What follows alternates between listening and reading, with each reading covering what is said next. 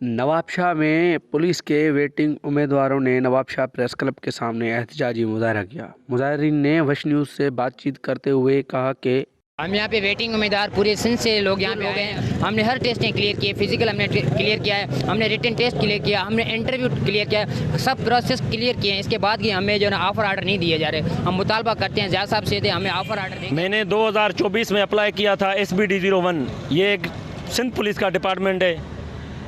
मैंने घर वालों को बताया मैं एक फ़ोर्स का हिस्सा बनने वाला हूँ, पाकिस्तान भी खिदमत करूँगा, उसके साथ अवाम की भी खिदमत करूँगा। अब्बू अम्मी मेरे बहुत खुश हुए, बच्चे शुक्र है आप जा रहे हो। उसके बाद हर रिक्वायरमेंट ही मैंने पुलिस की पूरी की, रिटर्न पास किया, इंटरव्यू पास किया, उसके बाद रनिंग पास की।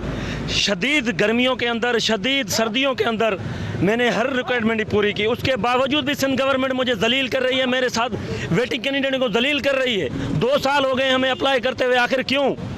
हम सिंध के लोगों की क्यों नहीं लोग सुनते? पुलिस कांस्टेबल वेटिंग उम्मीदवार हैं, गुज़श्ता 2 साल से मुसलसल एहतजाज कर रहे हैं। हमारा सिंध हुकूमत से एक ही मुतालबा है, जब आपके पास वैकेंसीज है तो हमें ऑफर ऑर्डर दी जाएँ।